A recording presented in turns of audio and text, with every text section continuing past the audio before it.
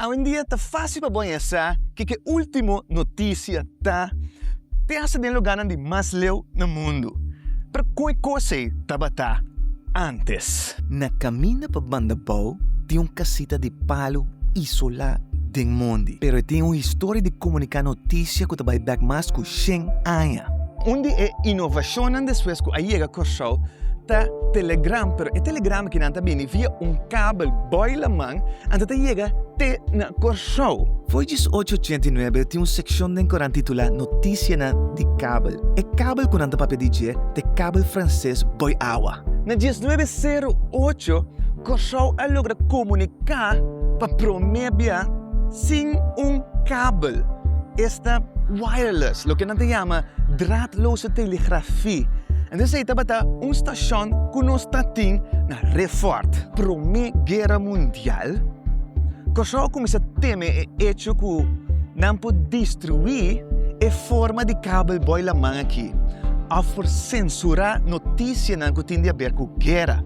Então, pensei atrás uma estação, então aqui tem uma estação que o de nós não sabe dizer, pero tem a área de Daniel. Esta estação aqui a funciona de 1917 para 1924. E a imagem aqui te dava uma boa ideia com a casita aqui estava antes e a equipo que está dentro. O que te hace estação que não atrás para receber notícia, a parte da sua antena. Mas normal a antena não vai alto arriba. Pero aqui, sua antena estava uma antena de 2 km largo e está passa horizontal. E se você bom riba portreta que você mira algum mais que estava carga e antena. A coisa que pode é comunicação de rádio.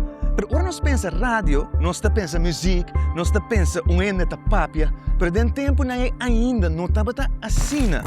Coisa para entender, o que nós chamamos em inglês dots and dashes. Essa aqui é Morse code.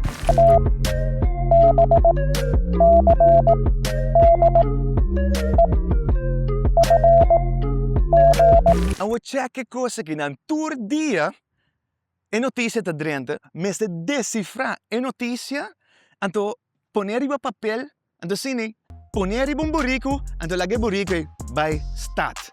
É um processo muito interessante que também nos nota para quieto quanto desenvolvimento tem para hoje em dia não se chega no ponto que põe a notícia mesura. E burrico me está cana de 5 km para ir a stat e depois bem back. Pobre burrico.